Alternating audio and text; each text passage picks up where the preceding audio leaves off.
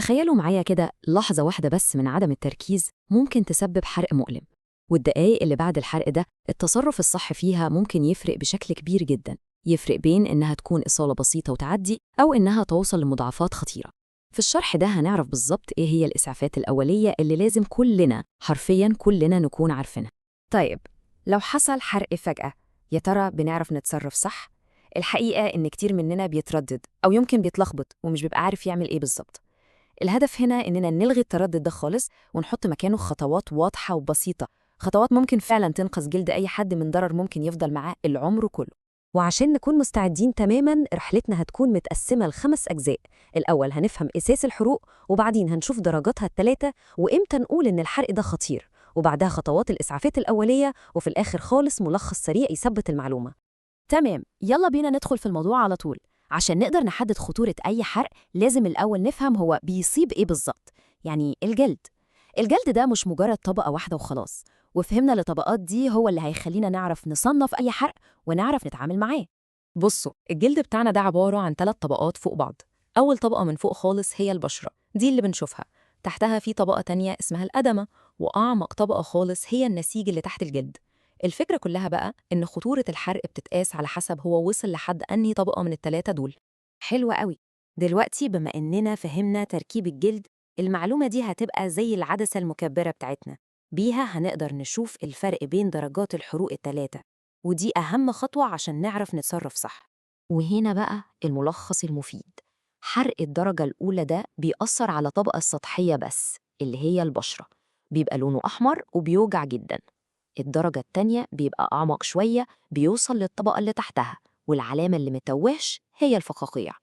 أما بقى الدرجة التالتة فدي للأسف بتدمر كل الطبقات. الجلد شكله بيبقى متفحم، والغريب والمخيف في نفس الوقت إن مفيش ألم، وده لأن النهايات العصبية نفسها بتكون اتحرقت. يعني حرق الدرجة الأولى العلامة بتاعته اللي نعرفه بيها على طول هي الإحمرار والألم الشديد. هو سطحي بس بيبقى مؤلم جدا، ولو دوسنا عليه بيبيض ويرجع يحمر تاني. طيب، لو لقينا فقاقيع يبقى فوراً ده حرق من الدرجة التانية. ونقطة مهمة جداً هنا، السائل اللي جوه الفقاعة ده مش مية وخلاص، لأ، دي بلازما، وظيفتها إنها تحمي الجلد الجديد اللي بيتبني تحتها. عشان كده اوعى حد يفكر يفتحها، لأن ده بيعرض المكان كله لخطر التلوث والعدوى. نيجي بقى للدرجة الثالثة، وهنا الموضوع مختلف خالص. الجلد بيبقى شبه الفحم، لونه أسود أو حتى أبيض. ونرجع نأكد تاني إن مفيش ألم، دي مش حاجة كويسة خالص، دي علامة مرعبة على إن الأعصاب الحسية في المنطقة دي اتدمرت تماماً. تمام، دلوقتي بقينا بنعرف نفرق بينهم. السؤال المهم بقى، إمتى بالظبط الحرق ده يتحول لحالة طوارئ؟ إمتى لازم نجري على المستشفى فوراً؟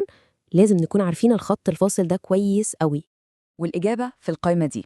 لازم نروح المستشفى فوراً لو الحرق كان في الوش أو الإيدين أو الأعضاء التناسلية، أو طبعاً لو كان من الدرجة التانية أو التالتة، وآخر حاجة لو مساحة الحرق كانت أكبر من حجم قبضة الإيد. الحالات دي ما فيهاش أي تفكير أو تردد.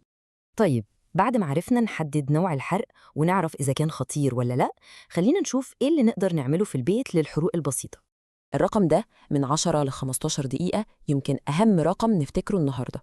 دي المدة اللي لازم نحط فيها الحرق تحت المية عشان نبرده صح. بالنسبة للحروق السطحية الخطوات بسيطة وواضحة. أول حاجة وأهم حاجة، نجري على الحنفية ونحط الحرق تحت مياه جارية فترة، وبلاش تكون ساقعة متلجة، لمدة من 10 دقايق لربع ساعة. وهنا لازم نأكد تاني، بلاش تلج، التلج ممكن يضر الجلد أكتر. بعد كده ممكن مسكن للألم عشان يخفف الوجع. وآخر خطوة، نستخدم كريم مخصوص للحروق عشان يساعد الجلد يلتئم ويحميه.